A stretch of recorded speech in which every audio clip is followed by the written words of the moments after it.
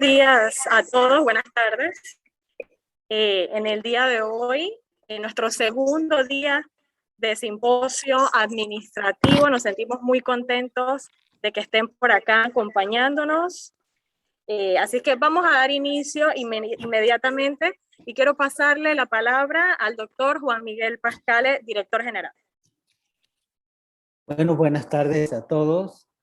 La verdad quiero agradecerles nuevamente que estén acompañándonos en este simposio. Hoy vamos a tener la parte que corresponde a la gestión administrativa y vamos a contar con la presencia de los licenciados Rafael Pinzón Altamirano, que nos va a hablar de administración eficiente en tiempos de pandemia, y a su vez al licenciado José Pinzón Muñoz, que nos va a hablar de control interno y su impacto en la gestión administrativa en el sector público. Dos temas extremadamente importantes para nosotros y para cualquiera que esté en la parte administrativa, así que le agradecemos a nuestros expositores su gentileza en compartir su experiencia con nosotros y sé que va a ser de tremendo beneficio. Así que buenas tardes a todos y comencemos, que estamos ávidos de esta información. Muchísimas gracias, doctor Pascale, por su intervención. Así que, sin más, quiero darle paso a nuestra moderadora del día de hoy para esta jornada relacionada a la gestión de procesos administrativos, la licenciada Briseida Pérez, quien es egresada de la Universidad de Panamá con maestrías en contabilidad, una con énfasis en auditoría y otra con énfasis en auditoría forense, con más de 20 años de experiencia en el sector público, desempeñando puestos como jefa del Departamento de Contabilidad del Instituto Conmemorativo Gorgas. Además, fue jefa del Departamento de Tesorería del Sistema Estatal de Radio y Televisión, CERTV. Además, ha desempeñado roles importantes dentro de esta entidad para el logro de la implementación de sistemas presupuestarios y contables regulados para el Estado panameño, implementados por el Ministerio de Economía y Finanzas, y actualmente es directora de Administración y Finanzas del Instituto Conmemorativo Gorgas. Licenciada Briseida, le paso la palabra. Adelante.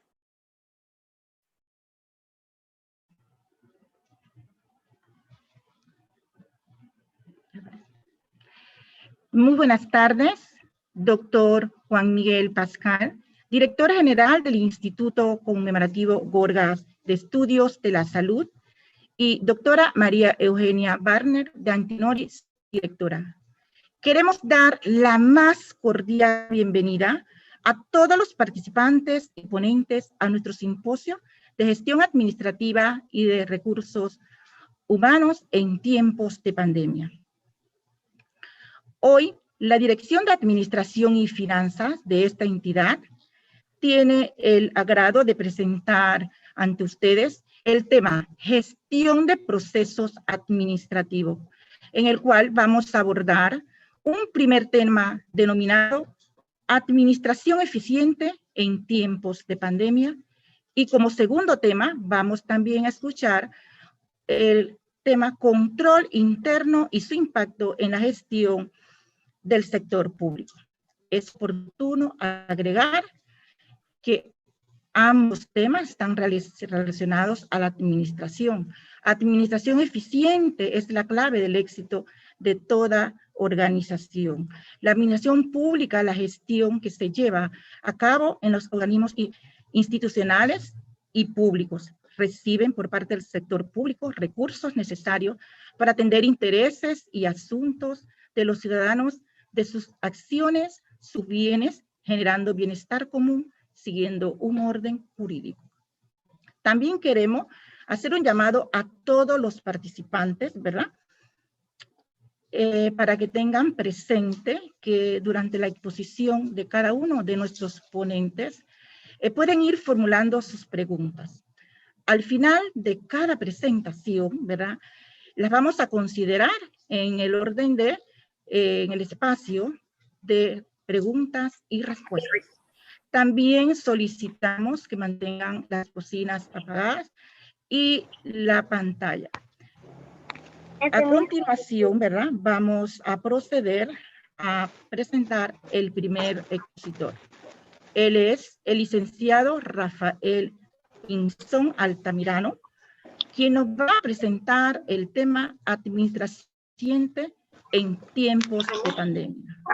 El licenciado Rafael Pinzón Altamirano cuenta con una vasta experiencia profesional en el sector público, por 38 años de servicios continuos en la Contraloría General de la República, consagrado de fiscalización y control de todos los actos de manejo de fondos y otros bienes públicos, a fin de que tales actos se realicen con corrección y según lo establecido en las normas jurídicas. Podemos señalar también que dentro de la Contraloría General de la República, el licenciado Pinzón Altamirano, ¿verdad?, ha ocupado puestos importantes en la Dirección de Control Fiscal, Auditoría, Fiscalización General.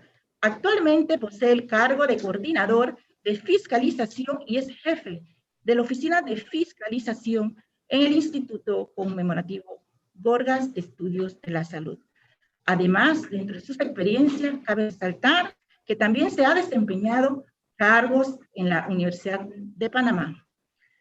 Ha sido profesor, ¿verdad?, de diplomado en contrataciones públicas. También instructor, facilitador en temas relacionados al presupuesto. Uso del manual de cajas menudas, control interno y fiscalización para el sector público. Y coordinador del equipo del proyecto de fiscalización de hospitales. Coordinador del equipo de los proyectos, perdón. Podemos mencionar que actualmente el licenciado Pinzón, ¿verdad?,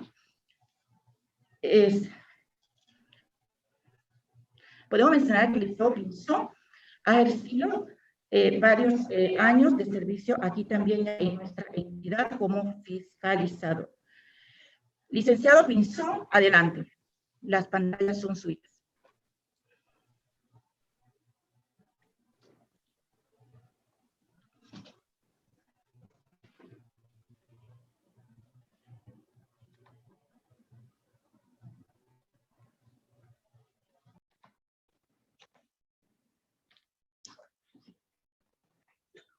Muy buenas tardes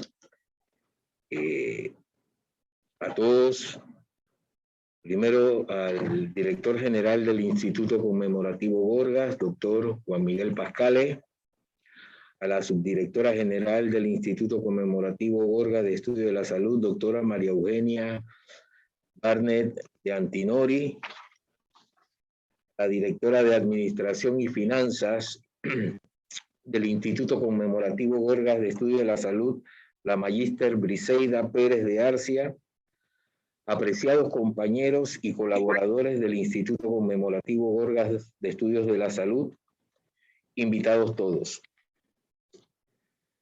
Es para mí un honor que se me haya tomado en cuenta para compartir con ustedes vivencias de lo que ha sido en un momento dado la administración pública en tiempos de pandemias. Yo quiero iniciar diciendo de que para realizar una gestión administrativa eficiente es necesario elaborar una planificación. Esa planificación tiene que contar con 3 elementos básicos. Entre ellos, que esa planificación sea oportuna. 2, que sea alcanzable o realizable, es decir, que los objetivos tienen que ser coherentes para lograr realmente los objetivos.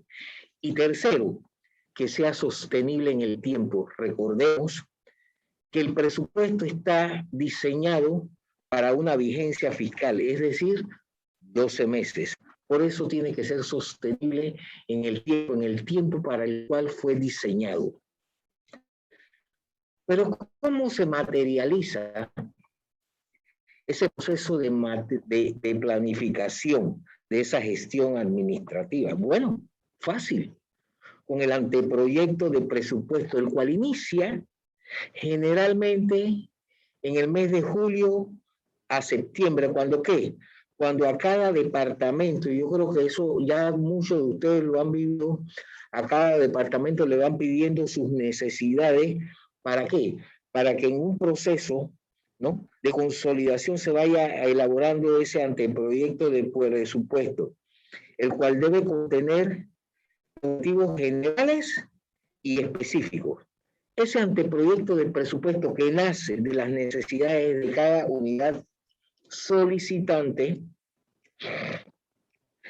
debe y tiene que contener los planes, proyectos y programas de la institución y deben ser consistentes. Esos planes institucionales deben ser consistentes con las políticas de gobierno para la vigencia fiscal que corresponda.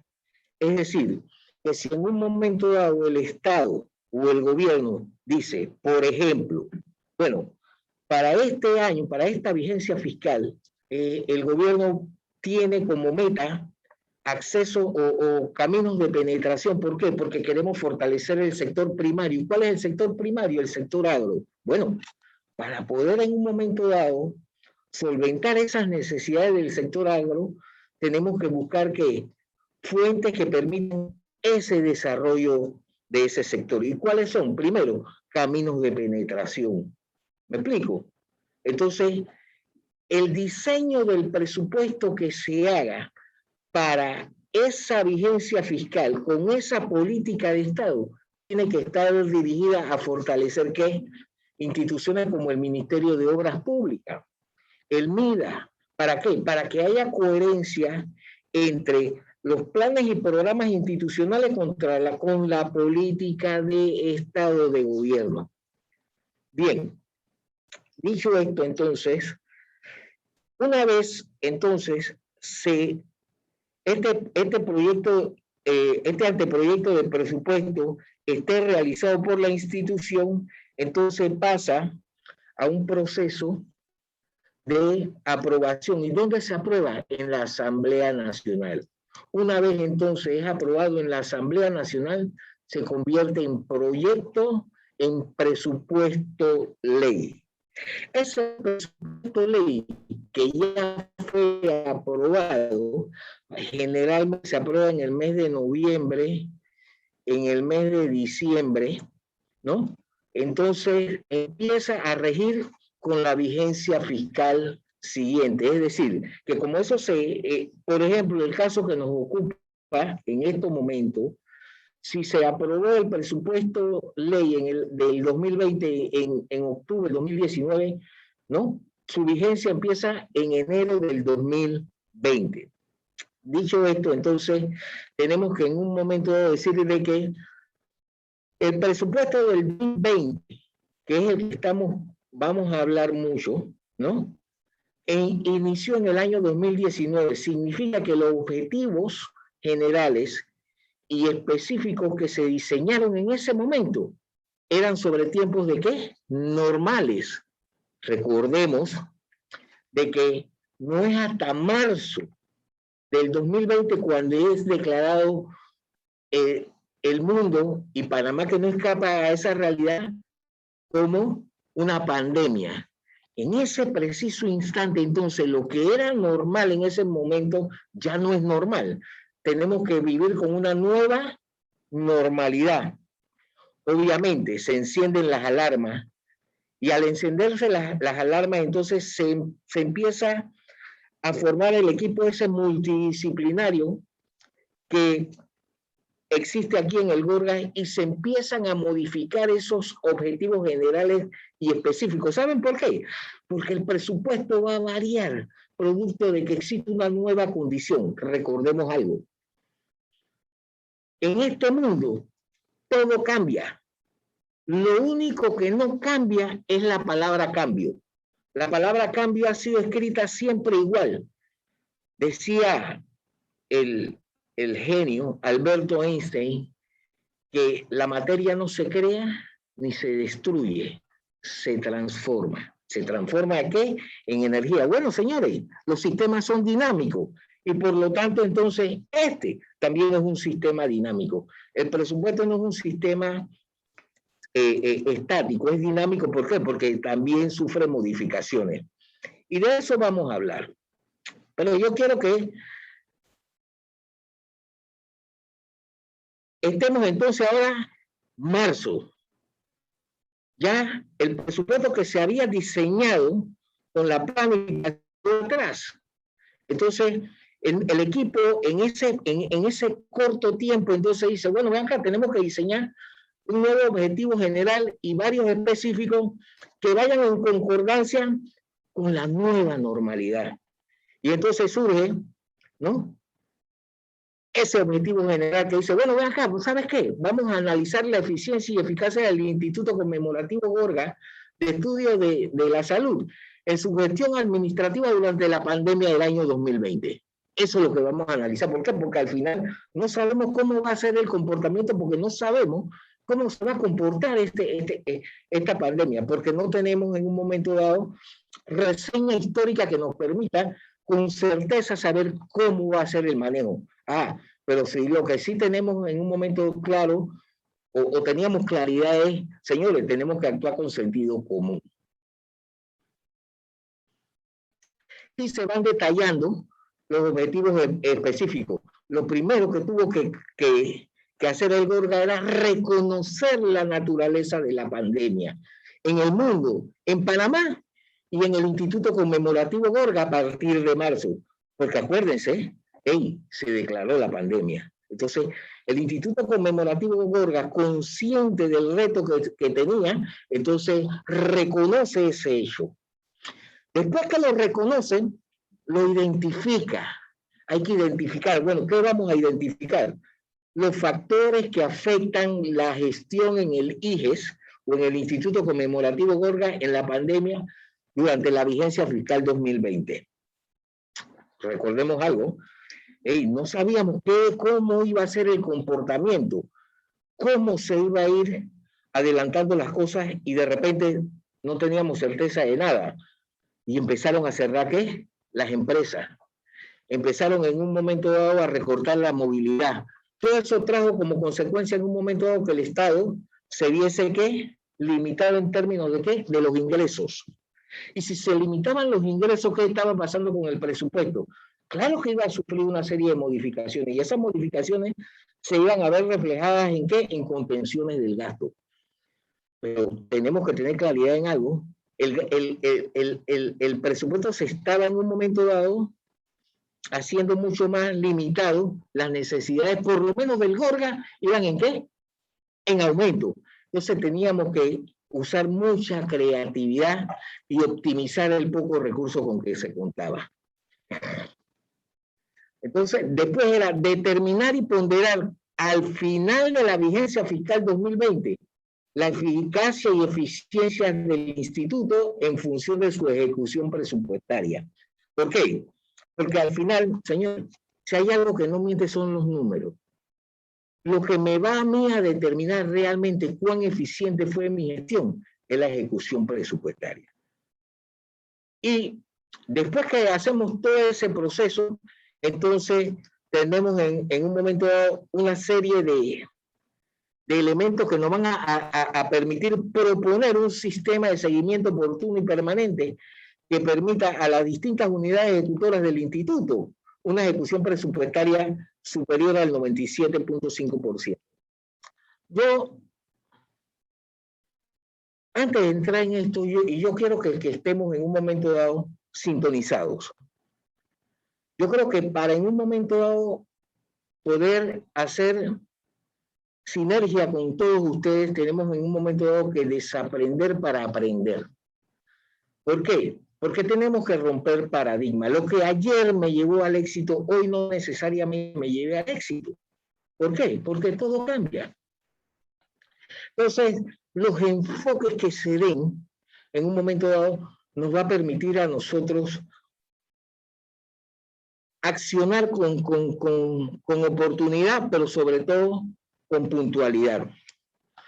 En el año 2020, el presupuesto, por darle un ejemplo, eran 24 billones de dólares, o sea, 24.000 millones de dólares. Para el MINSA creo que eran 2.5 millones de dólares. Y para el presupuesto del Gorgas eran casi 20 millones de dólares. Las diferencias eran abismales, pero supongamos que si yo le digo a ustedes una ejecución presupuestaria del 90%, ¿es buena o es mala? Muchos de ustedes dirán, es excelente. Bueno, es probable que desde el punto de vista de la tradicionalidad sea excelente. Sin embargo, como yo les he que desaprender para aprender y romper paradigmas, cuando vemos las cosas desde otro punto de vista, entonces podemos decir, bueno, no. Por ejemplo, si el Estado, si todas las entidades del Estado hacen una ejecución presupuestaria del 90%, estamos hablando, ¿verdad?, de 25 billones de dólares, el 10%, ¿cuánto representan? 2.5 billones de dólares. ¿Dejados de qué? De usar. Y les dije a ustedes que más o menos, porque las cifras exactas no es lo que importa es el impacto. El 10% de esos 25 billones de dólares representan 2.5 billones de dólares dejados de utilizar, ¿no?, en cosas que eran importantes. Y ese 2.5 billones de dólares representaba el presupuesto ¿de quién? Del MINSA. Si supongamos en un momento dado que se dejó de usar 2.5 millones de dólares y que eso se hubiese podido utilizar en términos de ¿qué? De medicamentos y de una serie de cuestiones, el Estado dejó de hacer cosas muy buenas. Entonces, cuando lo vemos de esa forma, entonces podemos establecer con claridad de que hay que buscar el máximo de eficiencia. Y es por eso que al final de todo esto lo que tenemos que garantizar es que haya una ejecución presupuestaria que por lo menos sea igual o superior al 97.5%. ¿Para qué? Para garantizarle a todos los panameños desarrollo integral en términos económicos y en términos sociales. Bien, el presupuesto estatal y sus normas. ¿Qué es el presupuesto general del Estado? Bueno, facilito, es una estimación. ¿Y por qué es una estimación? Porque puede que se dé, como puede que no se dé. Es una estimación de ingresos y la asignación. ¿Por qué? Porque la estimación de ingresos es la que me va a permitir la asignación máxima de gastos. ¿Correcto? Que pueden comprometerse para ejecutar los planes, programas y proyectos y lograr así sus objetivos y metas institucionales en concordancia con las políticas de gobierno en materia de desarrollo económico y social. Siempre. Las políticas institucionales tienen que ir de la mano con las políticas de Estado. El objeto y ámbito de aplicación. Bueno, las normas generales de administración presupuestaria contienen un conjunto de disposiciones que regirán la ejecución, el seguimiento y la evaluación, así como el cierre y la liquidación, que son las fases en un momento dado de el presupuesto. En complemento con las disposiciones legales vigentes en estas materias. El ámbito. Estas normas generales de administración presupuestaria se aplican en el manejo del presupuesto y son de obligatorio cumplimiento. Esto no, son de obligatorio cumplimiento. ¿Para quién? Para las instituciones del gobierno central, para las instituciones descentralizadas, para las empresas públicas y para los intermediarios financieros. Y de manera supletoria para los municipios, las juntas locales y las sociedades anónimas en las que el Estado posee el 51% o más de las acciones del patrimonio. Bien, Entonces, ejecución del presupuesto. Aquí es importante, porque este es el que define muchas cosas. Dice, es el conjunto de decisiones, porque al final son decisiones operativas, administrativas y financieras que se desarrollan para realizar los planes, programas y proyectos establecidos en el presupuesto general del Estado. La ejecución presupuestaria institucional se evalúa sobre la ejecución presupuestaria del gasto que se elabora sobre la fase ¿qué? De autorización, de compromiso, de devengado y finalmente el pago. Los principios de la administración presupuestaria, las actuaciones de quienes participan en estas distintas fases de la administración presupuestaria se regirán por los principios, y miren siempre, legalidad, transparencia, eficacia, eficiencia, publicidad y responsabilidad. Todos los servidores públicos tenemos responsabilidad frente a los actos de manejo en materia presupuestaria y financiera. El principio general dice la entidad, cualquiera que sea, no puede o no podrá autorizar el trámite para la adquisición de bienes y servicios sin que no se cuente con la partida presupuestaria correspondiente, ni podrá realizar ningún pago si no ha cumplido previamente con la formalización del registro del estado de la obligación. Eso significa que si no hay partida presupuestaria, no se puede hacer ningún tipo de gasto.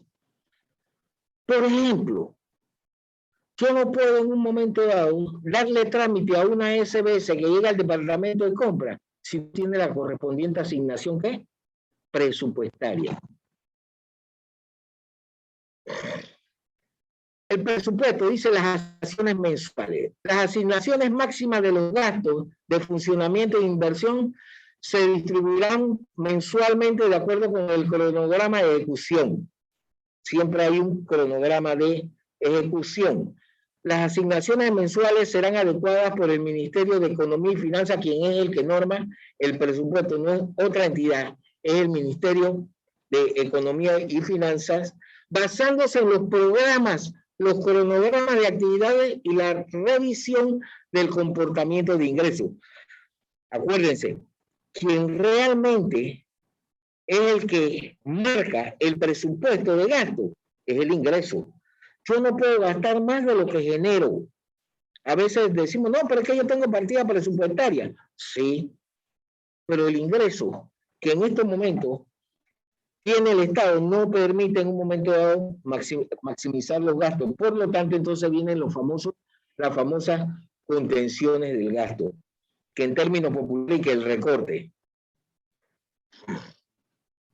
La fase del presupuesto. La fase de la ejecución de la ejecución del presupuesto de gasto son tres: el compromiso, el devengado y el pago. El compromiso es la promesa. A ver, miren, ¿y por qué es la promesa? Por eso es importante que estemos pendientes de estas cosas. ¿Cuándo se da el compromiso? Cuando se genera la orden de compra. ¿Cuándo se genera la orden de compra? Y se hace el registro presupuestario correspondiente, entonces surge lo que se llama el compromiso presupuestario. En ningún otro momento. Cuando la orden de compra se le pone la partida presupuestaria, ahí surge el compromiso presupuestario. ¿Y por qué es un compromiso presupuestario? Porque es una promesa. Recordemos, la orden de compra en un momento dado llega a feliz término, puede que no llegue a feliz término. Si llega a feliz término, entonces continúa con la demás fase. Pero si no termina, si no continúa con el trámite, entonces se anula y todas las cuestiones habidas y por haber, y simplemente dejó de ese compromiso. Por eso dice que es una promesa, que puede que se cumpla como no puede que se cumpla, dependiendo de múltiples factores. El devengado. El devengado dice que es el registro de la obligación por pagar de los bienes y servicios recibidos Esos bienes y servicios recibidos, ¿dónde es que se hacen? En el almacén. Entendamos por almacén porque a veces es importante tenerlo en cuenta, de que no necesariamente el almacén lo tenemos que ver como un recinto, es todo lugar que en un momento dado nos permita recibir ese bien o el servicio, dependiendo del tipo de bien o servicio que se requiere. ¿Me explico? Porque hay situaciones en donde de repente se requiere que ese servicio lo reciba el idóneo en un lugar que tiene que ser instalado. Bueno, ahí en ese momento, ese va a ser el almacén. Y tiene que haber, eso sí, el idóneo con un funcionario de ¿qué? De almacén ahí. Entregados por el proveedor sin considerar el momento en que se consumen. Yo lo entregué, usted selló, inmediatamente se elabora la recepción, y con esa recepción entonces se hace el registro ¿en dónde? En contabilidad. Y es ahí donde entonces surge las cuentas por pagar, el compromiso de pago. El registro se hará mediante los informes de recepción de almacén o de servicio. El devengado, atención a esto, es considerado como ejecutado, es decir, ya se dio. Para el análisis de la evaluación presupuestaria, recordemos que les dije a ustedes que quien en un momento dado me va a servir a mi base para hacer los análisis de la eficiencia y eficacia del presupuesto 2020 en tiempos de pandemia, y si fuimos eficientes o no, ¿es la qué? La ejecución presupuestaria. ¿Saben por qué? Porque en la ejecución presupuestaria está el devengado.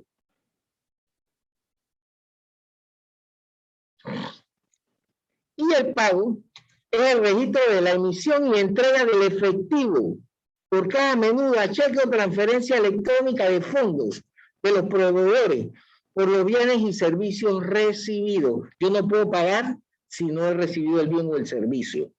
¿Estamos claros? Bien. Yo sí quiero en un momento dado,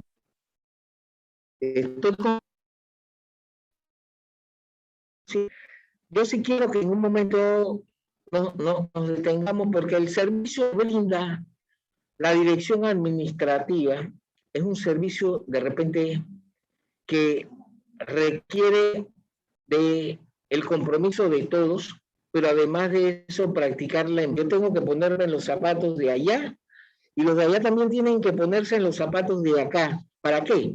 Para que en un momento dado podamos entender cómo es la mecánica de este proceso, en donde hay unidades solicitantes y hay unidades de apoyo. A su vez, en un momento dado también la administración se convierte en unidad solicitante también. ¿Me explico?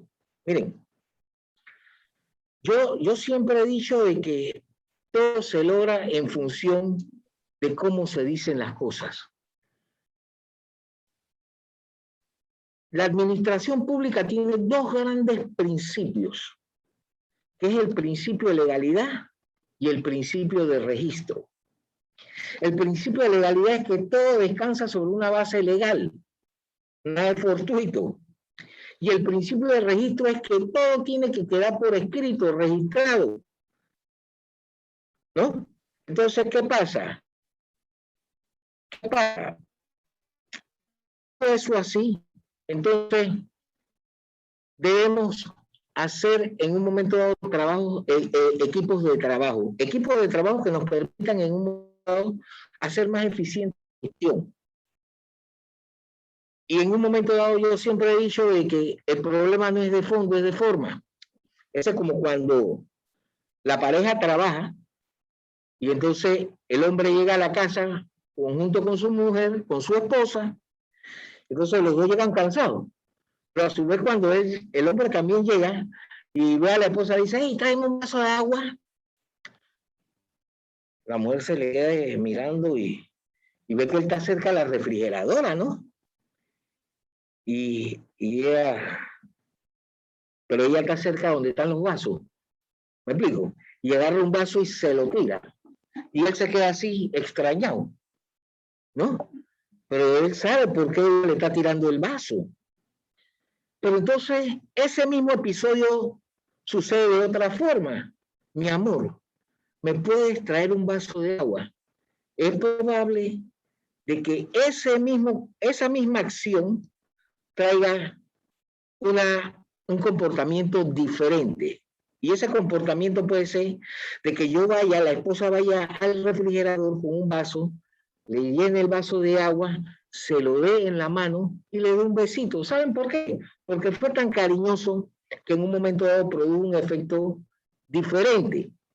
Pero ojo, el objetivo fue el mismo. ¿Saben cuál fue? La mandé. Pero uno fue de una forma que no te invitaba en un momento dado a participar de ese compromiso. Y el otro sí. Moraleja de esto, señores. Todo se logra si lo sabemos pedir.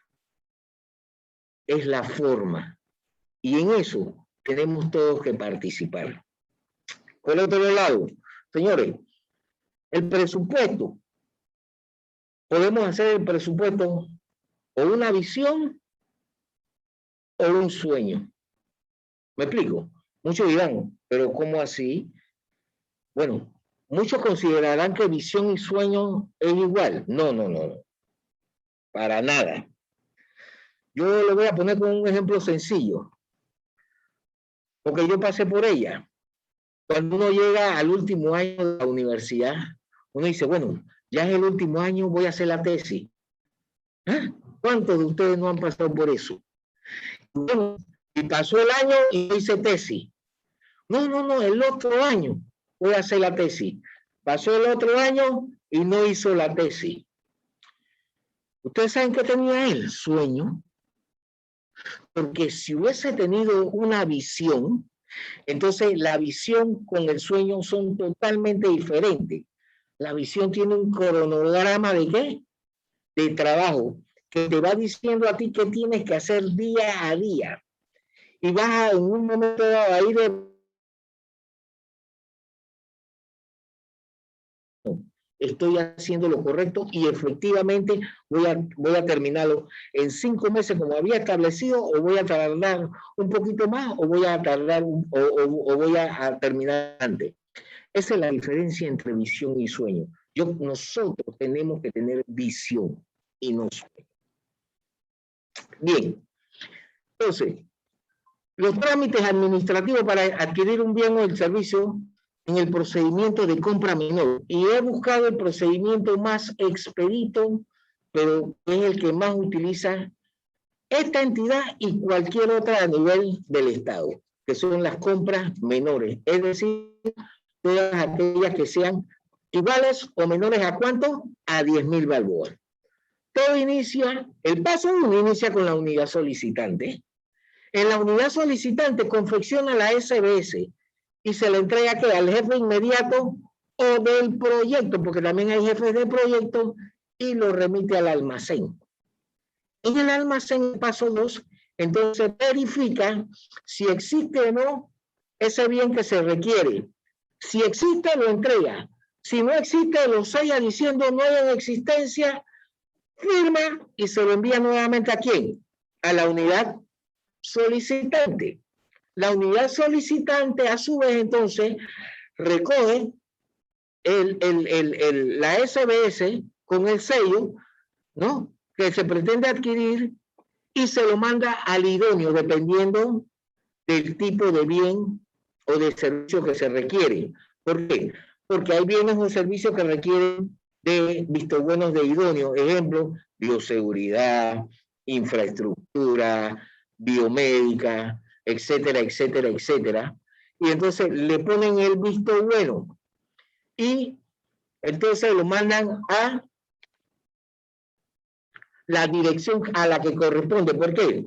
Porque hay departamentos que corresponden, ejemplo, a direcciones como Diditec, Alimentos y Agua, Laboratorio Central, etcétera, etcétera, etcétera, para que ellos entonces firmen autorizando la continuidad del procedimiento. Y lo remite la dirección esa correspondiente ¿a dónde? A la Dirección de Administración y Finanzas. La Dirección de Administración y Finanzas recibe esa SBS y verifica que contenga primero las firmas que corresponden y el sello de almacén. Entonces, de estar todo correcto, entonces lo remite ¿a dónde? Al Departamento de Presupuestos. ¿Por qué lo tiene que remitir al Departamento de Presupuestos? Oye, porque no puede haber ningún tipo de compras si previamente no contiene partida presupuestaria, lo dijimos en antes, normas presupuestarias. Si existe la partida presupuestaria, sella y firma y le pone la partida presupuestaria correspondiente y nuevamente lo remite ¿a dónde? A la dirección administrativa. Es importante, la dirección administrativa no debe firmar ninguna SBS si previamente no tiene partida presupuestaria. Porque ella no puede autorizar. La firma del director administrativo de Administración y Finanzas es autorizar el gasto. Yo no puedo entonces autorizar si previamente no tiene ¿qué? Partida presupuestaria. Entonces yo debo en un momento dado remitirlo a presupuesto. Presupuesto, si tiene, pone la partida presupuestaria y lo remite a la Dirección de Administración y Finanzas. Si no tiene, entonces hace la hoja de trámite correspondiente diciendo no hay suficiencia, la partida no tiene suficiencia, saldo suficiente y se devuelve a la unidad solicitante. El paso 5 del Departamento de Presupuesto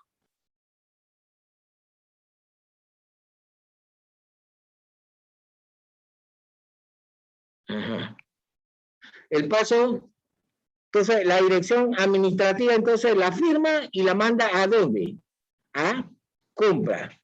Compra, entonces, recibe la SBS. El jefe del departamento de compra o el supervisor verifica que el documento que esté correcto y lo asigna ¿a quién? A cualquiera de los cotizadores que esté ahí. El cotizador procede con el procedimiento de compra menor y lo pasa y lo cotiza en línea.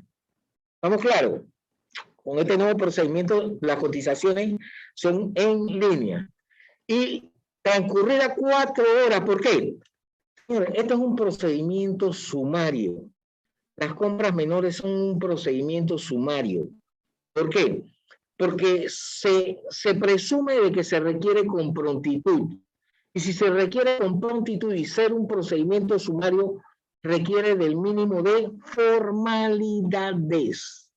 Requiere del mínimo de formalidades. Si requiere del mínimo de formalidades, lo que tenemos que hacer es hacer las especificaciones técnicas totalmente puntuales para que en un momento dado no sean sometidas ¿a qué? A evaluaciones. ¿Y saben por qué? Porque es que después que eso sube, entonces nuevamente el departamento de compra lo envía a la unidad solicitante para evaluación. Y esa evaluación técnica que después se le manda al departamento dura 5 días. Entonces, ese procedimiento, ¿no? Rápido se pierde. Pero además de eso, señores, no solamente se pierde, sino que no lo contempla la ley.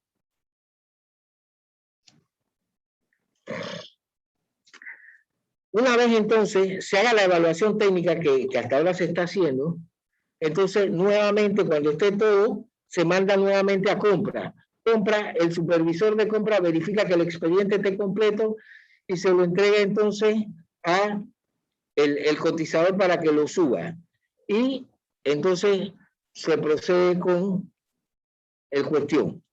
La unidad solicitante recibe el expediente y procede a evaluar la propuesta, ya eso se dijo. Entonces, el departamento de compra ya recibe... ya eso lo dije. Bien, ya una vez entonces el cotizador sube el expediente completo y todas las cuestiones, entonces genera ¿qué? La orden de compra. Y al generar la orden de compra, entonces inicia ¿qué? El nuevo proceso. Ahora viene el proceso de ¿qué? De la orden de compra. Y en ese instante es que va a iniciar el proceso del ¿qué? Del primer paso o de la primera fase del presupuesto, que es el ¿qué? Compromiso. Bien. Así bien, de manera sucinta, tenemos aquí la ejecución presupuestaria del 2020, ¿no? Y dijimos que el presupuesto empieza a ser ley a partir del 1 de enero, ¿verdad? Entonces, miren, el presupuesto...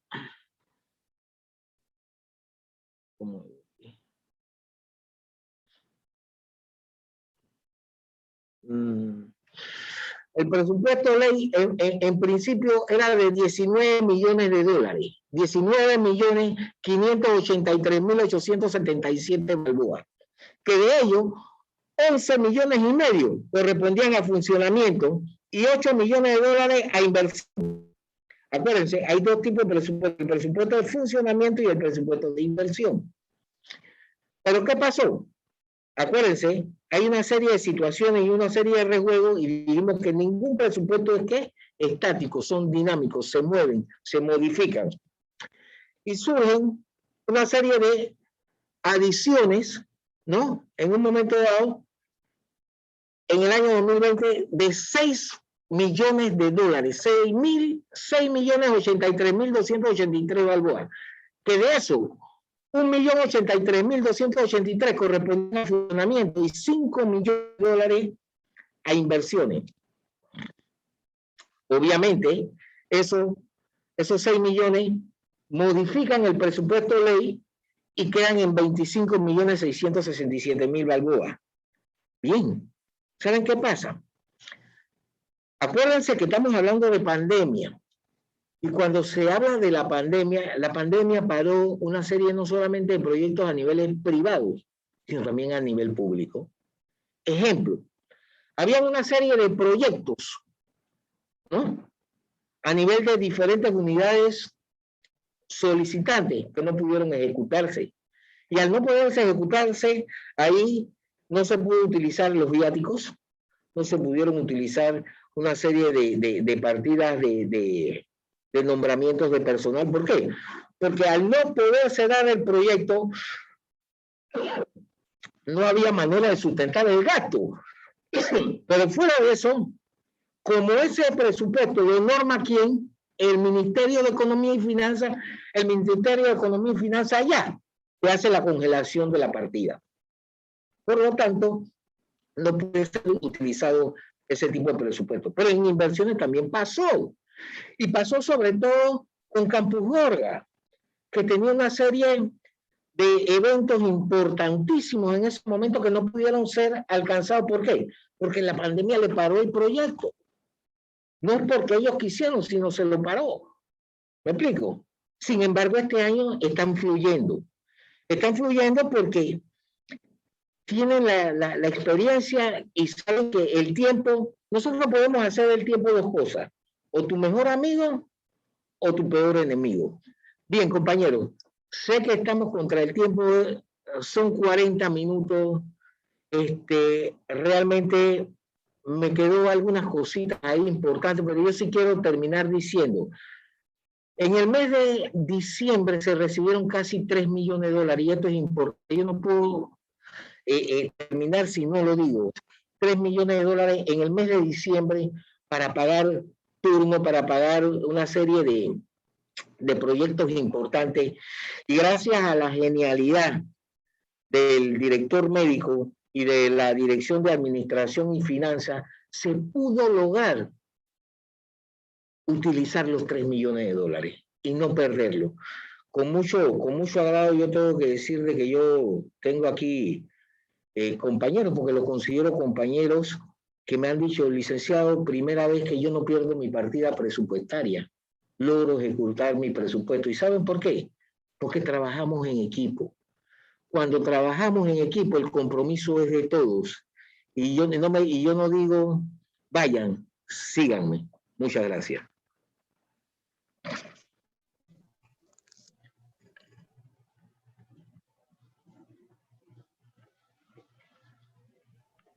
licenciado Pinzón, muchísimas gracias. Compañeros todos, participantes, hemos escuchado el tema gestión administrativa eficiente en tiempos de pandemia. Y créanme que me ha encantado, porque aparte de una exposición, ¿verdad?, es una capacitación. A los que manejamos fondos públicos, sabemos que el licenciado Pinzón Altamirano no es otra cosa que presentar, ¿verdad?, los procesos administrativos, los cuales son base fundamental para nosotros lograr una ejecución eficiente. El licenciado Pinzón habló del presupuesto, ¿verdad? El presupuesto que nos asigna el Estado para nosotros operar durante un año. Nos habló de compras, nos habló de la sección de almacén, nos habló del departamento de contabilidad, nos habló del departamento de tesorería. Estos todos juntos son un enlace que nosotros como administradores debemos saber que deben estar de la mano uno con el otro, porque lo que haga uno va a repercutir en el otro, y es lo que nos lleva, ¿verdad?, a llevar un proceso completo y que la ejecución, de acuerdo a las asignaciones que se le va dando, se ejecute 100%.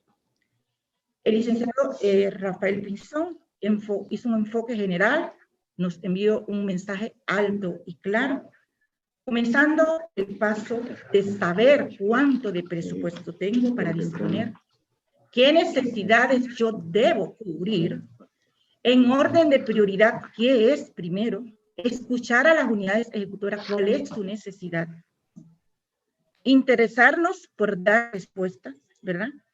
Y qué bien, las inquietudes que cada uno tiene, nosotros poder considerarlas.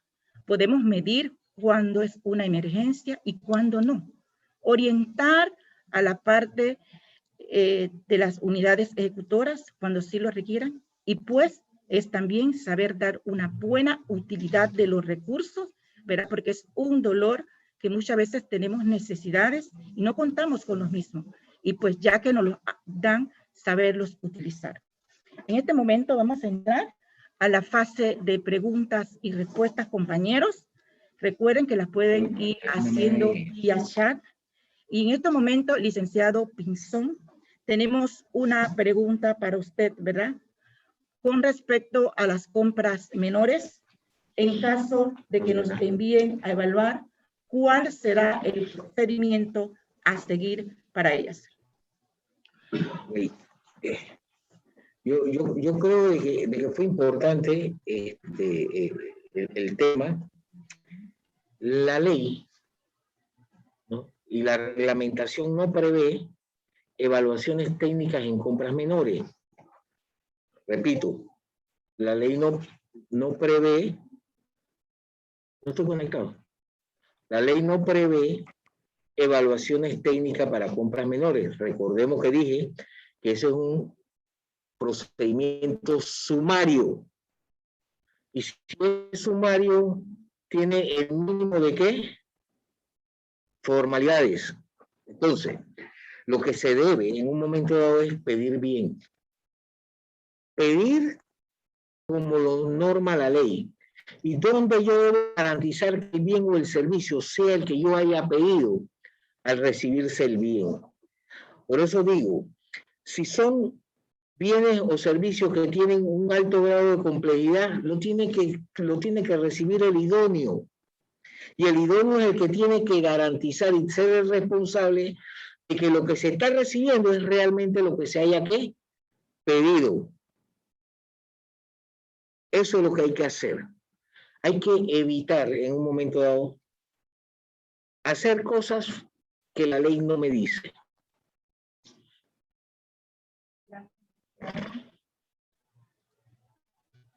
Licenciado, gracias.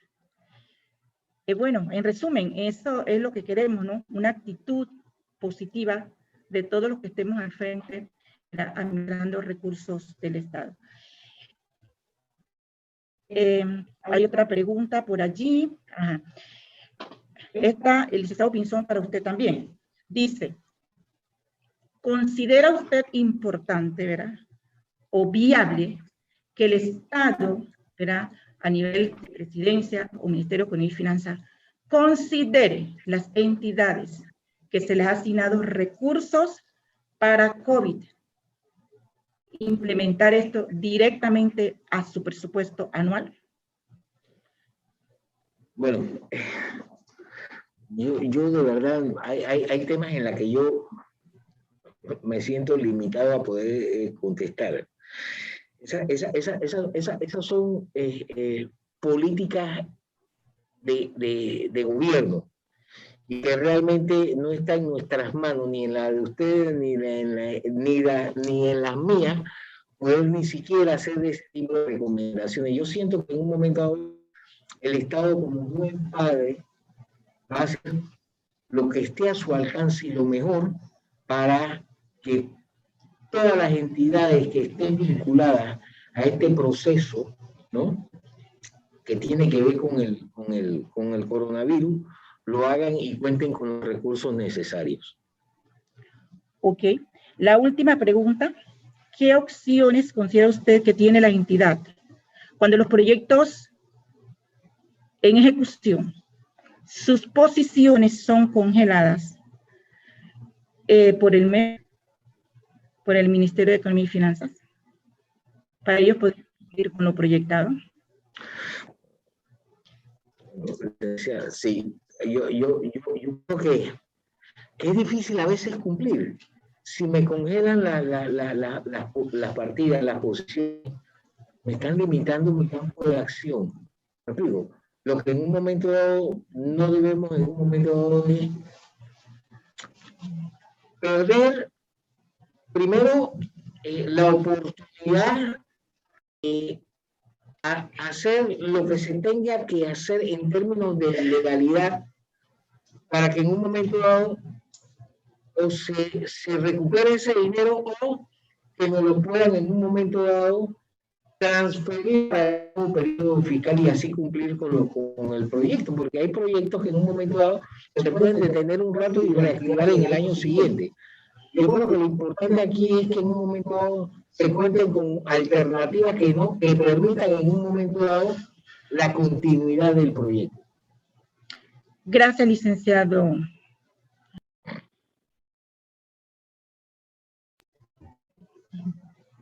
Licenciado Pinzón, gracias. Continuando con la segunda y última presentación, ¿verdad? Vamos a presentar el segundo tema. El segundo tema se llama Control Interno y su impacto en la gestión administrativa en el sector público. Mismo que será presentado por el licenciado José Pinzón Muñoz. Queremos aclarar, por pura coincidencia, nuestros dos expositores del día de hoy son apellido Pinzón y ambos laboran en la Contraloría General de la República. A diferencia que uno es Pinzón Altamirano y el segundo expositor es Pinzón Muñoz.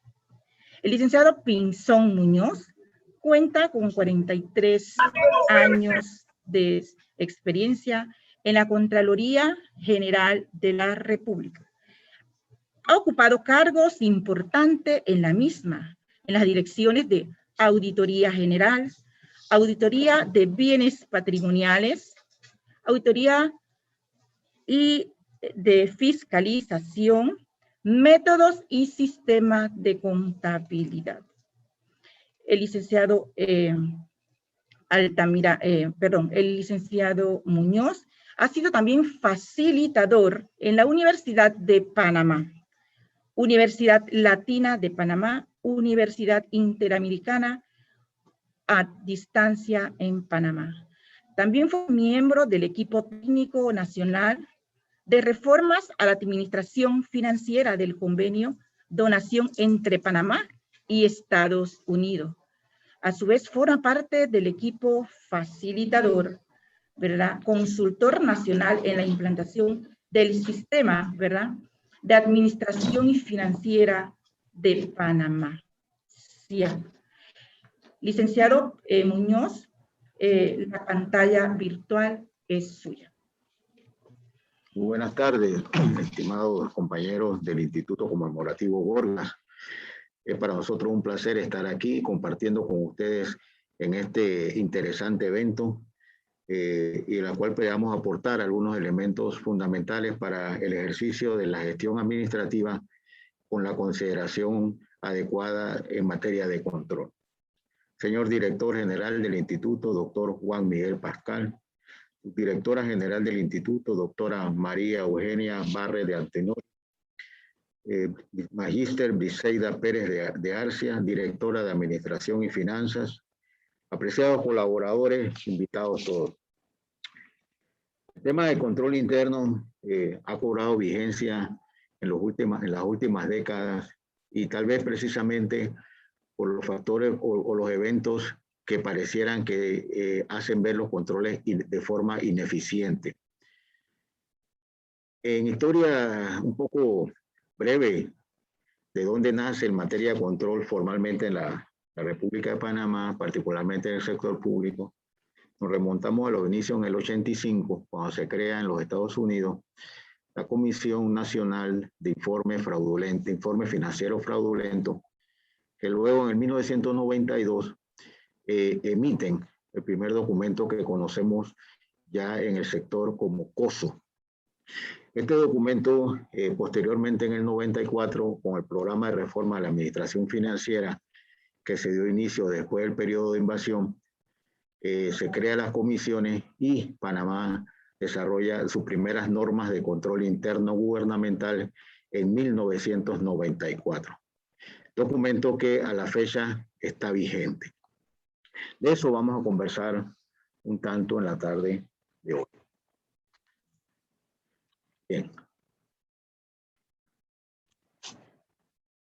¿Cómo pasa?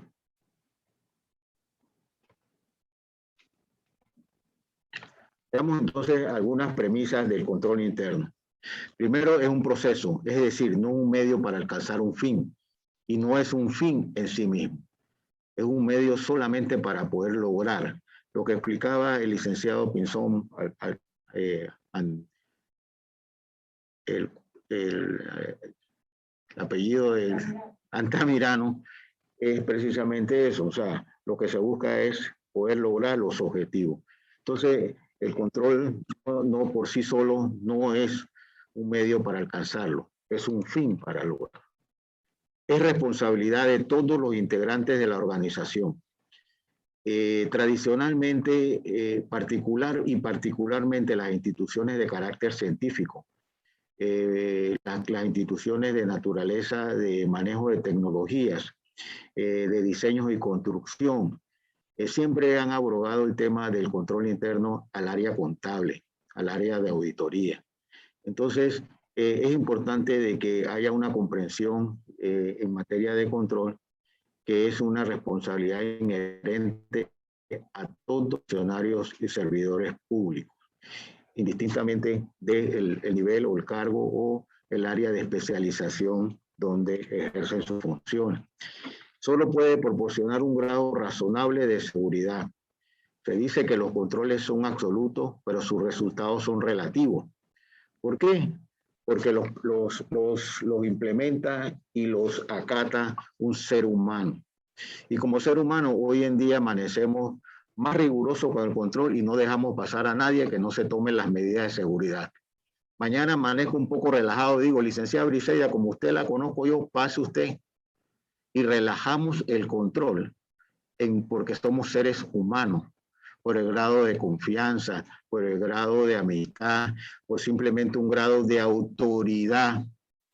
Si viene la máxima autoridad del Borga, de repente el seguridad va a tener una diferencia y no pase, doctor, no tiene que chequearse, porque hay una fila y él va a pasar. Entonces, por eso se dice que los controles son relativos, porque tienen y deben existir en todos los procesos institucionales.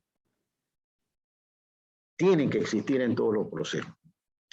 Por eso son absolutos, más son relativos porque lo aplica el ser humano. Y por lo tanto hay un relajamiento en el control, ¿no? El proceso de control es un proceso que se lleva a cabo por la dirección y el resto del personal. Y veamos en esta gráfica ese proceso de forma dinámica. Siempre hay una entrada de un proveedor. Ese proveedor puede ser interno, puede ser externo. Como explicaba el licenciado Pinzón, a través de los requerimientos institucionales nace a través de un requerimiento o una solicitud de un bien o un servicio. O un caso que un laboratorio externo solicita un servicio a los laboratorios de referencia del GORGA. Entonces, ese requerimiento, esa solicitud, sufre un proceso de transformación a través de los procesos operacionales del GORGAS. Llámense el proceso de laboratorio, que dicho sea de paso, están certificados por la norma 15189. Entonces, hay unas regulaciones para cada uno de esos procesos. Entonces, ese requerimiento inicial es sometido a esa transformación a través de procedimientos, fundamentalmente. Luego, en la salida, pues obviamente sale esa requisición o ese contrato o esa petición de un laboratorio, se convierte en un servicio brindado, en una facturación, en un requerimiento, si es una contratación de compra menores o un acto público. Entonces, básicamente, en cada uno de estos procesos, en cada uno de estos elementos, hay elementos de control.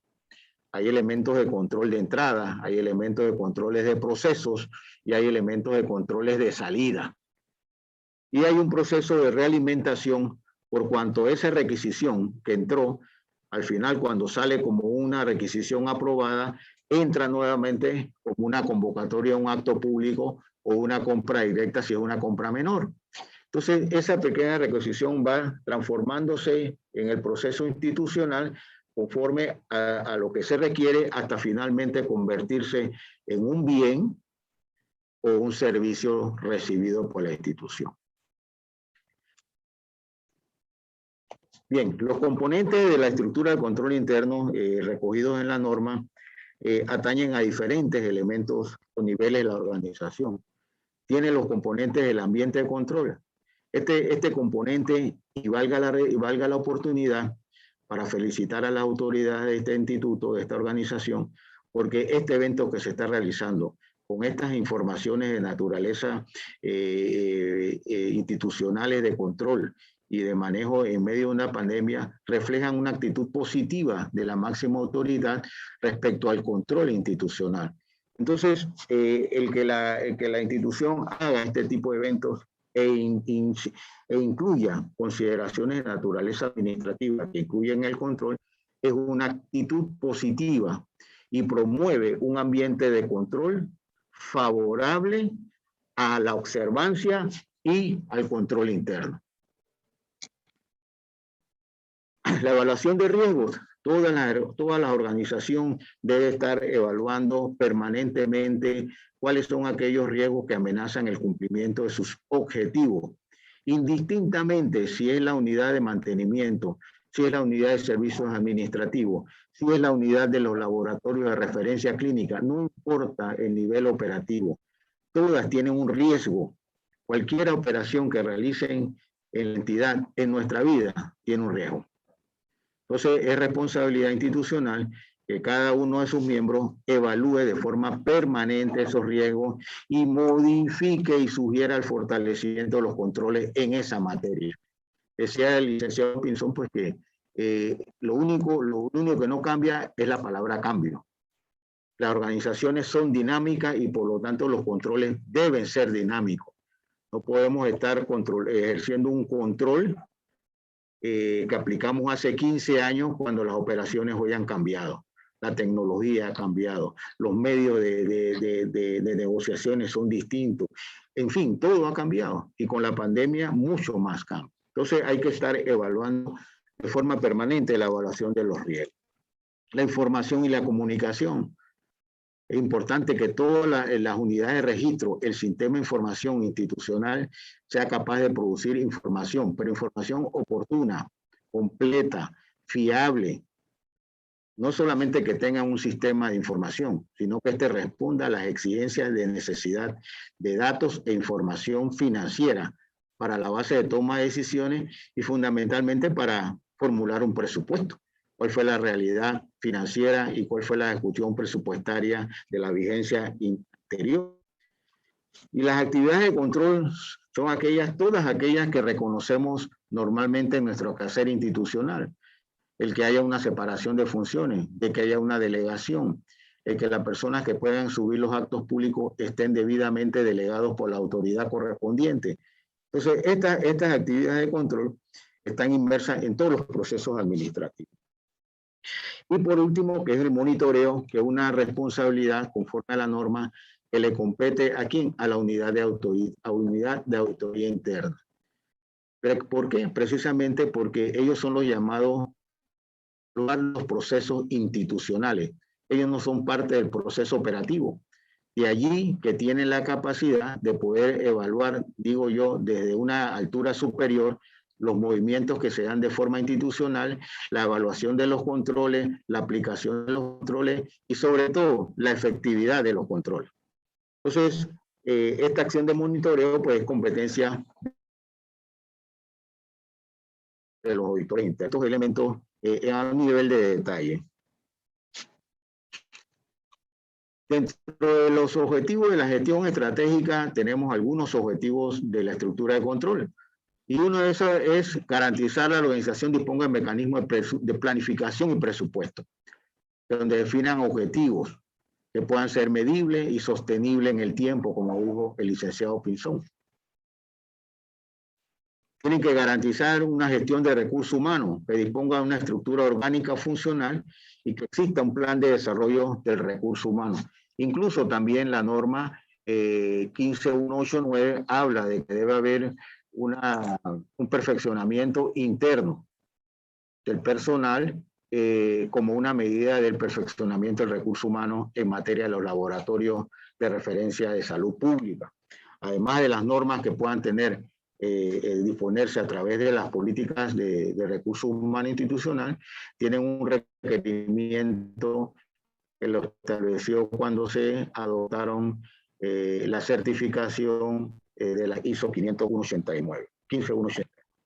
La gestión de riesgos, proteger los recursos mediante la identificación, evaluación de riesgos y procurar que la administración responda eficazmente a los riesgos. El tema particular que estaba el expositor anterior nos enfrentó a esto. ¿Cómo hizo el Gorga en un tema de la pandemia? El hacer esos movimientos, no digamos irregulares, de forma indistinta a los procedimientos regulares que conocíamos antes de marzo del año pasado, obligó a un nuevo reaprender de cómo hacer las cosas, de cuáles eran las prioridades, de dónde orientar los recursos, cómo controlar los gastos. O sea, simplemente si hasta esa fecha lo hacíamos tal vez de una forma automática y metódica.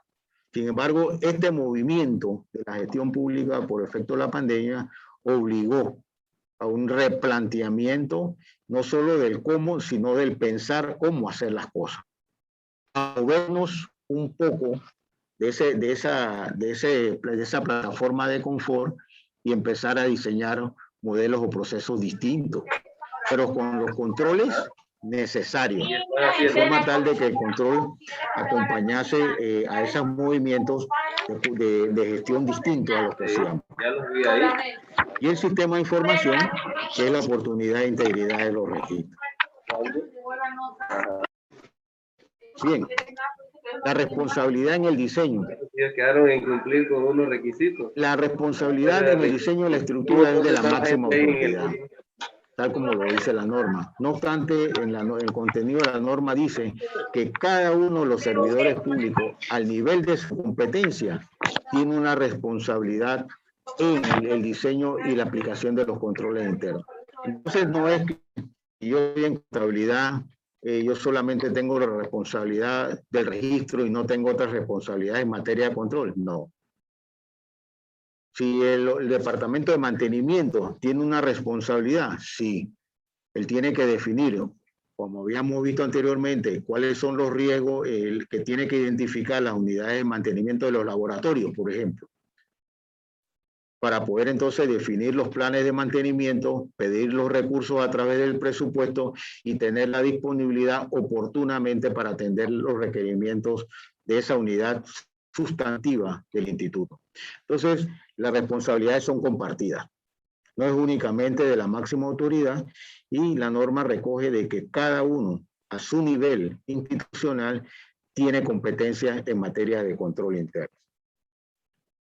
Y corresponde a la unidad de auditoría interna la revisión de la estructura de control interno a través de la utilización de cuestionarios de control o evaluaciones periódicas a los procesos sustantivos para determinar dónde hay áreas de riesgo que puedan poner en peligro el objetivo institucional, ¿no? En el cumplimiento de las metas que fueron determinadas en el presupuesto y el objetivo y la misión estratégica del instituto. Reiteramos en este caso el ambiente de control. Cuando hablamos del ambiente de control, ¿cuál es la actitud de la máxima autoridad en materia de control? ¿Cuál es la actitud del control? El hecho de que lleguemos aquí y que haya un dispositivo de seguridad y que además haya un dispositivo donde tenemos que acercarnos para poder entrar, ¿qué indica eso? Que hay una materia de control.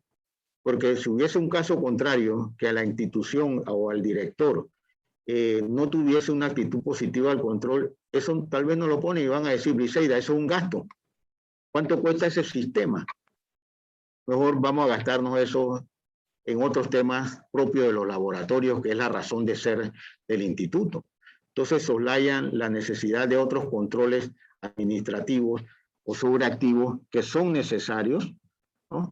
Dado de que la actitud de la máxima autoridad en materia de otro tipo de control, que no sea la razón central del instituto, que es una razón científica, soslaya la necesidad de control en el resto del aparato institucional. Los titulares de cada entidad y demás servidores deben tener el conocimiento que les permita desempeñarse eficazmente en sus funciones. Esto también lo recoge en la norma 15189, que habla sobre el perfeccionamiento del personal. Particularmente las ISO recogen ese tipo de condiciones y lo hacen de una forma mucho más obligatoria que la norma de control interno, porque la norma de control interno pronunciamiento, ¿no? Sin embargo, los requerimientos de las ISO son mucho más puntuales y de forzoso cumplimiento, toda vez que tomamos el riesgo de que nos desacrediten y perdemos los beneficios que otorga un acreditamiento, particularmente en el sistema de salud. En este caso, la resolución de Junta Directiva C3330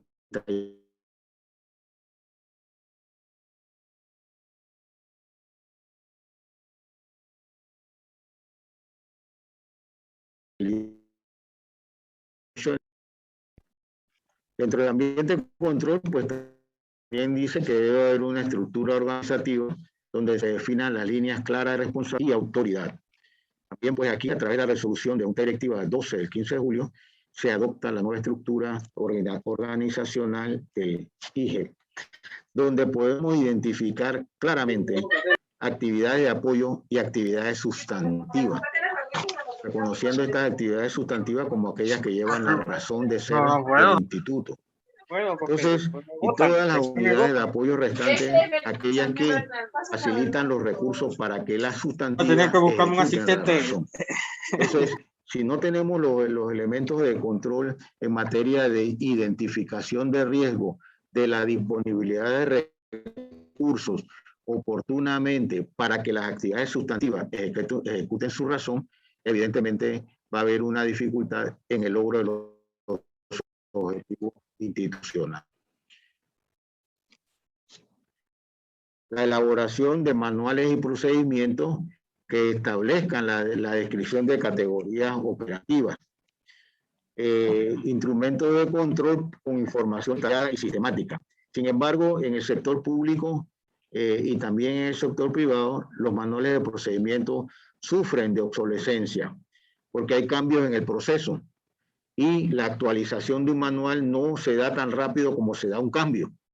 Entonces hay muchos manuales que se vuelven obsoletos por cambios de proceso, cambios de metodología, en fin, o nuevos productos o nuevas leyes, o porque siempre se hizo así. Generalmente en el sector público sucede con frecuencia y la gente dice, bueno, ¿y por qué lo hacemos así? Bueno, porque la persona que estaba allí me dijo que era así. Entonces le pasa como el tema de mi abuela, que un día le compré un pavo y le llevo el pavo a mi esposa y mi esposa le corta las patas al pavo. Y yo le digo, ¿pero por qué le corta el pavo? Y dice, no, porque mi abuela me enseñó a hacerlo así. Y me fui de mi suegra y le digo, oye, mire, pasó esto con su hija, y me dice, no, yo no le enseñé a hacerlo así. El problema es que en el horno que yo tenía no cabían las patas. Y entonces, pero eso siempre, eso era en la clase, o sea, yo iba aprendiendo de oído y de vista. Pero, y en el sector público sucede con frecuencia. Si llegamos ahí, dice, bueno, el que está aquí me enseñó así. Sin embargo, los manuales de procedimientos se recogen. Cuáles son las actividades, cuáles son los niveles de responsabilidad, cuáles son los objetivos, para que esa persona actúe de forma coherente con los objetivos y se logren los objetivos institucionales. Se deben desarrollar planes que contemplen políticas de capacitación y motivación. Reitero, esta actividad es parte de ese ambiente de control favorable al instituto. La evaluación continua de riesgo. Este es un elemento crítico en el sector público. Se debe hacer mayor énfasis en la organización, que todas las direcciones, no importa si son sustantivas o de apoyo, deben hacer una evaluación de sus riesgos. ¿Cuáles son los riesgos que amenazan la operación de contabilidad? ¿Cuáles son los riesgos que amenazan las operaciones de compra? ¿Cuáles son los riesgos que amenazan las operaciones de presupuesto? En fin, y la sumatoria de todo eso va a apuntar al logro de los objetivos sustantivos, ¿no? De forma tal de que debe haber una evaluación permanente de riesgo. Estos elementos que están mayormente desarrollados se recogen en el COSO 2, COSO 3, a los cuales la Contraloría próximamente estará ajustando, haciendo un ajuste a las normas de control interno del 94, toda vez que tampoco, como dijimos en el tema de los manuales, no se actualizan tan rápido como cambian los procesos. Entonces, ahí eso se presta una modificación, ¿no? La identificación de aquellos riesgos y el impacto que pueda tener. Entonces, si no administramos los riesgos, si no identificamos los riesgos, ¿cómo los vamos a administrar? ¿Cómo los vamos a mitigar? Si no sabemos cuáles son los riesgos que penden sobre nuestra organización. Es sumamente importante. En el caso particular del instituto, podríamos revisar o podríamos identificar algunos riesgos supremos. La reputación o imagen. La atención al cliente a través del laboratorio. La seguridad electrónica. El riesgo de innovación y la falta de talento. Eso es un tema riesgos que pueden afectar al instituto, entre otros de naturaleza financiera y administrativa. Pero si atendemos a los objetivos de las actividades sustantivas, estos serían unos riesgos que apuntan hacia esas actividades sustantivas. Y hoy por hoy el instituto se ha ganado de pulmón una reputación no solo nacional, sino internacional. Y de hecho, como dice su normativa, es una referente, ¿no?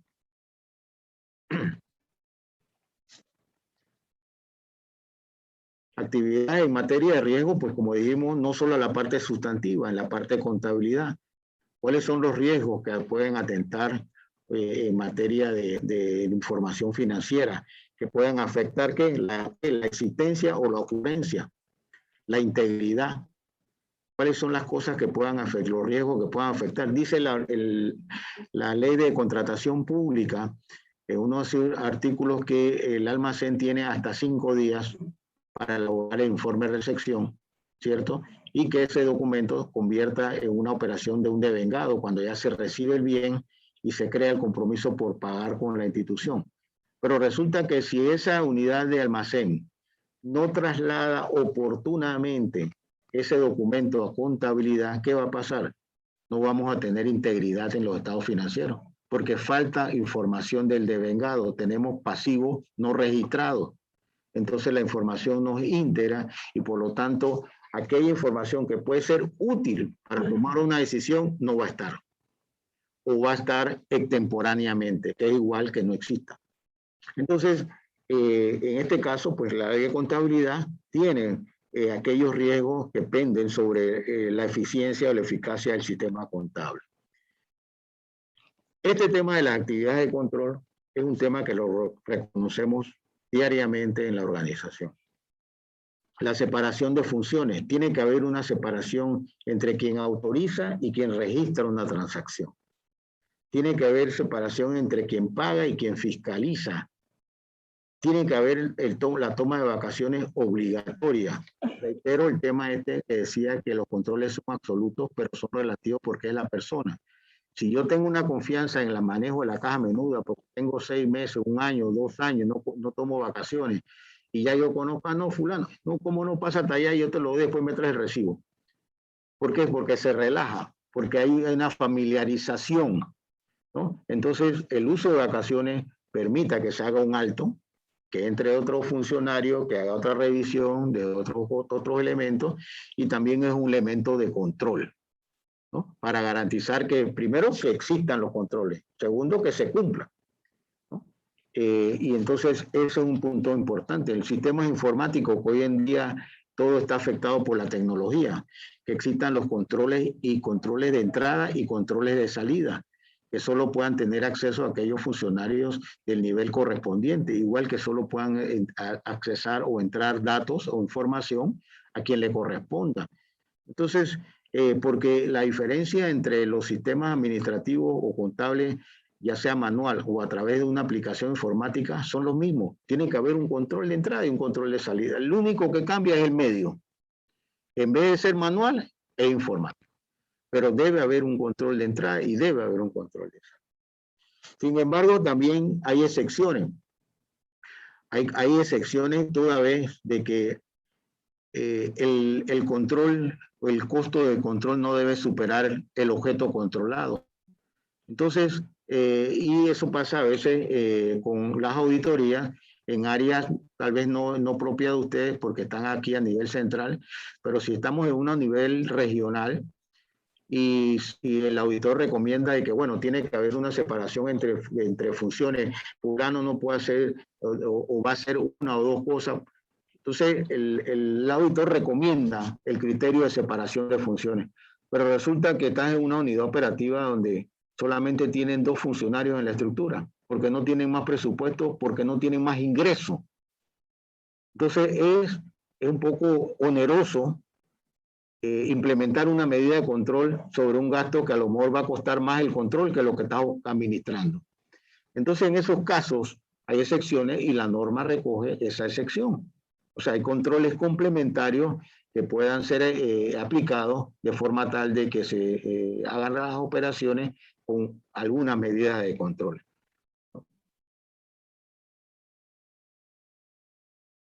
Las autorizaciones deben ser autorizadas por aquellas que actúan en su ámbito de competencia. Generalmente en el sector público conocemos como delegaciones.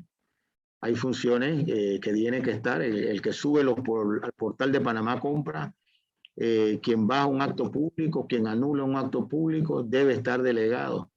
Quien refrenda, quien paga una planilla, quien autoriza un gasto, tienen que estar debidamente autorizados o delegados. Los documentos y archivos deben estar documentados. Todos los documentos y archivos tienen que estar resguardados, ¿no? Y ordenadamente para los niveles de auditoría o niveles de instancias jurídicas cuando así el caso lo amerite. Entonces debe haber una unidad de archivo. Es importante, también debe existir la tabla de vida documental.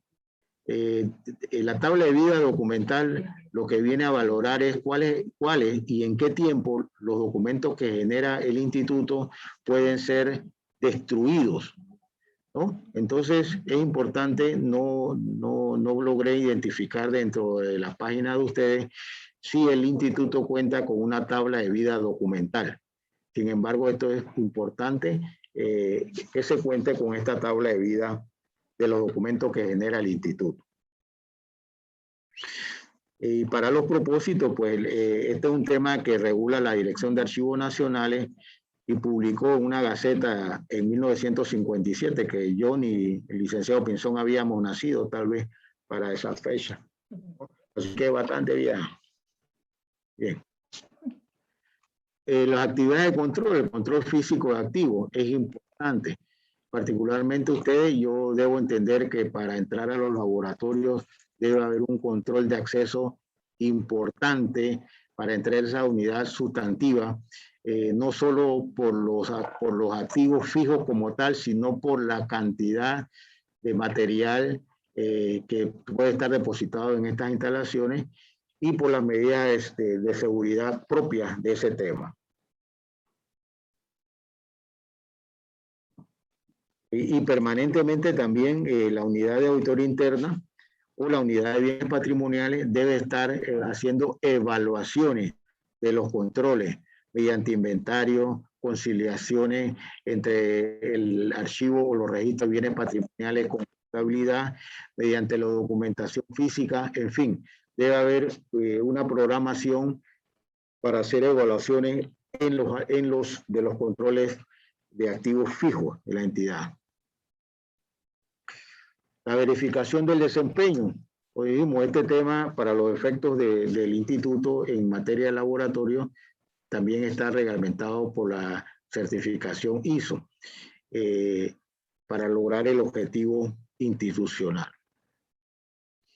Y en ese caso de autodesempeño, pues hay unos ejemplos en el mercado que son la autoevaluación, la evaluación de 360 grados y la gestión por objetivo.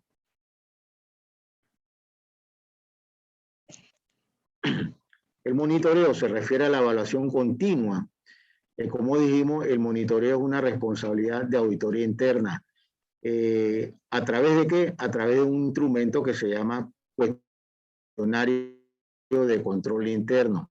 Este cuestionario de control interno se desarrolla conforme al contenido de la norma y los resultados son los que van a indicar en qué grado de madurez y cuál es la fortaleza que tiene la estructura de control interno del instituto. Es fundamental que auditoría interna haga sus programaciones conforme a una programación para poder evaluar la estructura en su conjunto. Es probable que tal vez no tengan el recurso humano para hacerlo de forma integral, pero sí lo pueden ir haciendo programáticamente. Fundamental en este tema, auditoría interna. Como dijimos en una gráfica anterior, en el organigrama ustedes identifican claramente dos actividades, la actividad de apoyo y la actividad sustantiva.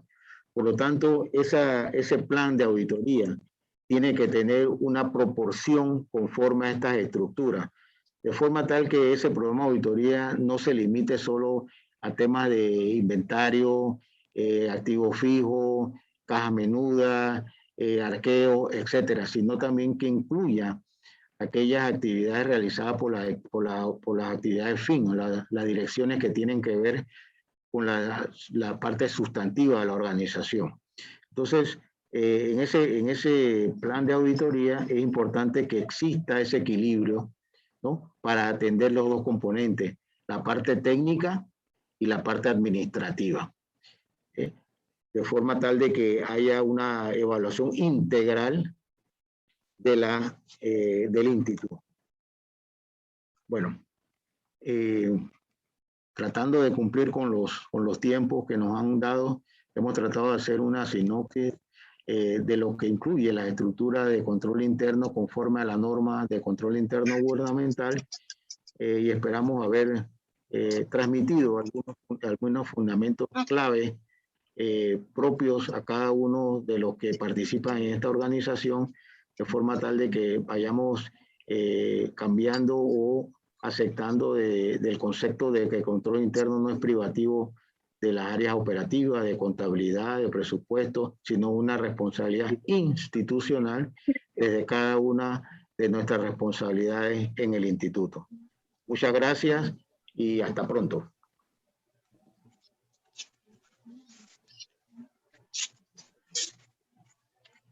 Licenciado José Pinzón Muñoz, ¿verdad? Agradecemos su presentación. Muy buena, de verdad que sí, enfatizó en términos generales el tema de control interno y su impacto en la gestión administrativa en el sector público. Podemos hacer un breve resumen de los puntos que tocó, que la misma es reconocido, ¿verdad?, como una herramienta para que las direcciones de toda organización obtengan una seguridad razonable para el cumplimiento de sus objetivos. También, ¿no?, que el control interno no solo es solamente para la parte financiera, sino también de recursos humanos. El control interno también lo aplicamos en los bienes que tenemos como activos, también los tenemos que aplicar en los accesos de seguridad, y hizo énfasis a nuestra entidad, ¿verdad? Contamos con áreas muy sensitivas y pues realmente a través de la marcha en esta pandemia nos ha tocado ir reforzando, quizás antes de marzo 2020, se manejaba algunas cosas diferentes con más flexibilidad y de verdad que sí, nos ha tocado a todos dentro de la entidad reforzar los controles en todos los ámbitos. Por aquí yo tengo una pregunta para usted, licenciado Pinzón Muñoz. Nos preguntan, ¿considera usted que la actualización de los manuales de caja menuda, ¿verdad?, disminuirán los riesgos? Bueno, reitero lo que dije al inicio. Sí. Ok, los controles son absolutos, pero son relativos. La historia reciente y pasada ha demostrado con resultados que los problemas en materia de caja menuda no son propiamente dicho el manual, sino de la persona. Desafortunadamente es así, ¿no? Ciertamente el manual lo que busca es minimizar las posibilidades o las vulnerabilidades que pueda haber. Sin embargo, las cajas menudas la administran personas. Entonces, pudiese ser, sin embargo, no necesariamente el manual puede controlar, debe controlar, pero las personas, hay un dicho en el argot en materia de acciones públicas que dice, hecho la regla, hecho la trampa. Entonces, siempre hay personas que buscan la manera de vulnerar los sistemas. Si se recibe la regla, el manual está hecho para lograr objetivos. Pero si se desvían, hay una toma de decisión contraria al propósito del manual, evidentemente se van a encontrar las maneras de vulnerabilidad y afectar la disponibilidad de fondos. Gracias, licenciado. Por acá tenemos otra pregunta. Nos dicen, va la misma línea de, creo que esta es más para el licenciado Rafael Pinzón Altamirano. ¿Por qué a través del sistema de Panamá Compra tenemos que comprar lo que tienen en el mercado? ¿Por qué no podemos comprar lo que nosotros necesitamos y a menor precio?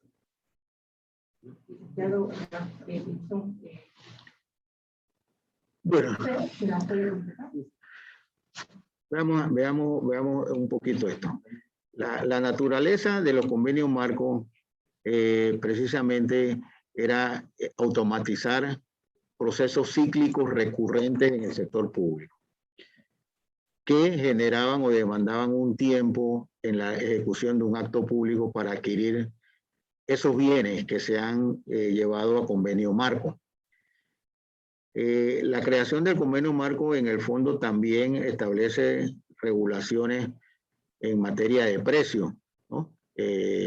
Considerando si un proveedor no tiene en ese momento, en fin, pero también tiene una regulación, pero también no es menos cierto de que en algunos sectores del país, particularmente hablando en las regionales, a veces encontramos precios distintos a los que están en los convenios marcos. Pero bueno, eso es parte de lo que le decía, que a veces una regulación o un procedimiento no cambia de una forma tan rápido conforme cambia un proceso. Entonces, pero sí, hay que cumplir con esa rigurosidad aun cuando los precios sean distintos. Sin embargo, también la norma recoge que si hay alguna condición que justifique una necesidad de comprar fuera del convenio marco, pues también hay un mecanismo para hacerlo. Así que, pero sí, es un rigor de la ley y hay que cumplir con eso.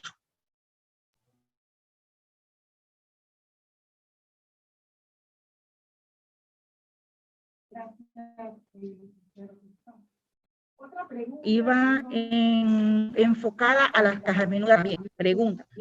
Las cajas menudas, el manual, ¿es actualizado de acuerdo a la entidad o es todo igual para todos? Bueno, debemos decir que el manual de la caja menuda de la Contraloría, si ustedes lo ven en los últimos 10 años, ha ido cambiando, particularmente en delegar a la autoridad o a la institución cierto espacio de maniobra, o sea, no ser tan riguroso en algunos temas. Sin embargo, hay un manual general, ¿no?, para administrar las cajas menudas. Algunas instituciones, por su naturaleza, requieren algún manual propio, ¿no? Pero en términos generales es el manual que se usa en todo el sector público. Lo que lo hacen algunas instituciones que lo adoptan y emiten uno de manual de caja menuda para institución X, pero es el mismo manual general de las cajas menudas. O sea, se trata de que haya una uniformidad con la utilización de este manual de caja menuda.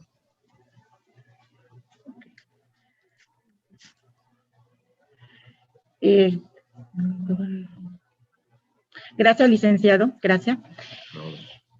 Vamos a continuar, ¿verdad? Licenciado Pinzón, gracias. Vamos a continuar ya con la parte final de esta presentación.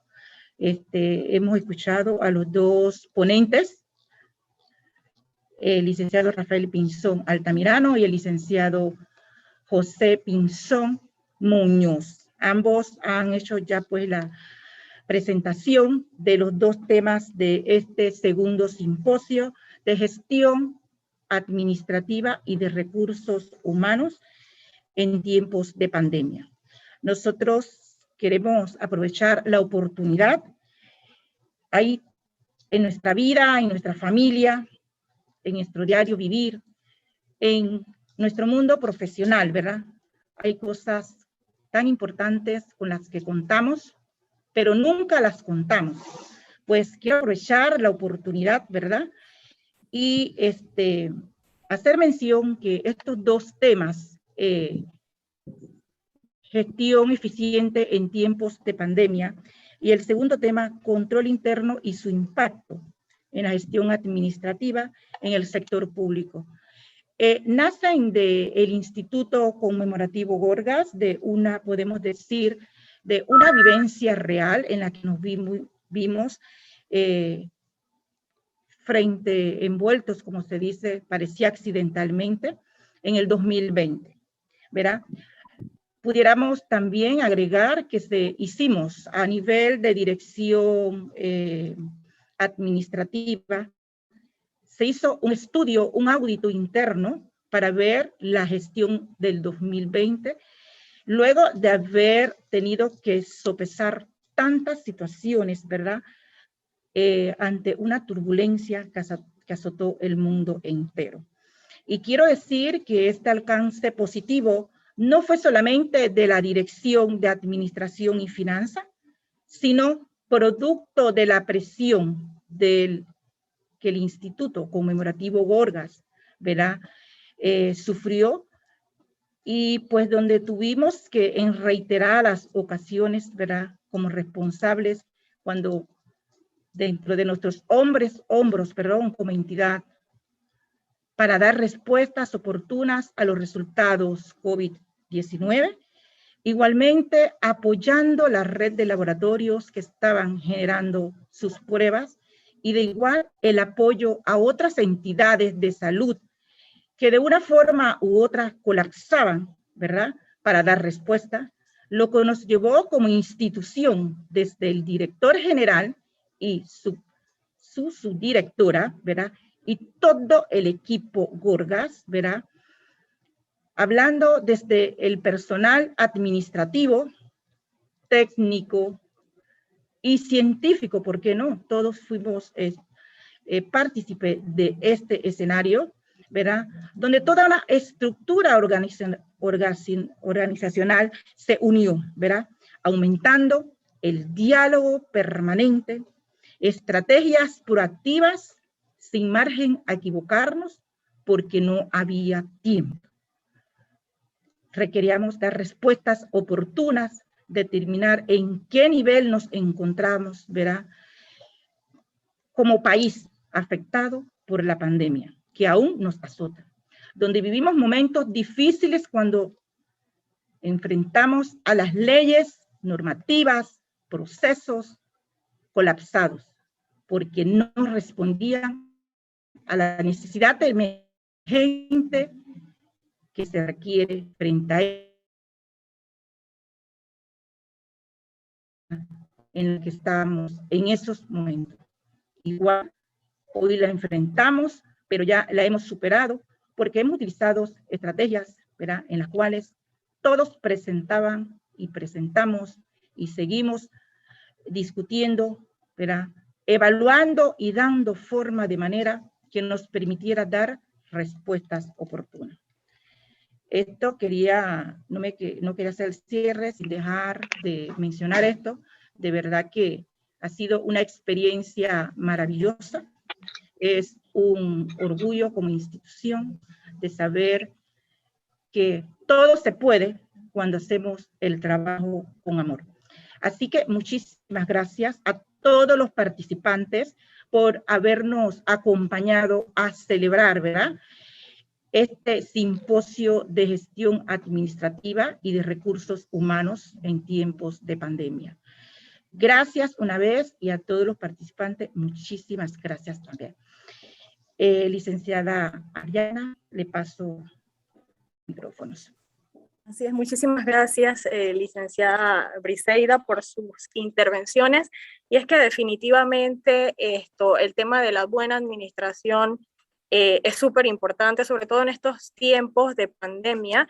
Y considero también que es un tema, como lo conversamos ayer, de cultura, porque no es solamente la responsabilidad sobre las cabezas, sino que también es responsabilidad de todos hacer buen uso de los fondos del Estado.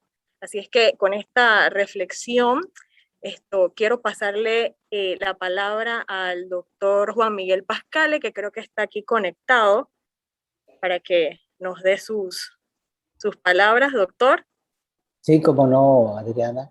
Primero que todo, agradecer a los excelentes panelistas que hemos tenido esta tarde por su apoyo, por su conocimiento, que va a ser muy importante para el futuro del Gorgas, sobre todo del buen funcionamiento en la gestión administrativa de nuestra institución. Así que muy agradecido. Contento por la participación de todos los que nos han seguido estos 2 días en la parte de administración, y los otros que han estado en los 3 días anteriores en la parte científica. Así que muchas gracias por estar celebrando con nosotros este 93º aniversario, y esperamos que podamos vernos en el futuro celebrando muchos aniversarios más. Muchas gracias. Gracias, doctor Pascale. Definitivamente agradecer nuevamente pues a todos los participantes que se encuentran acá con nosotros. Tenemos una gran cantidad pues de invitados acá conectados. Muchísimas gracias por estar aquí con nosotros, acompañándonos y celebrando pues estos 93 años del Instituto Conmemorativo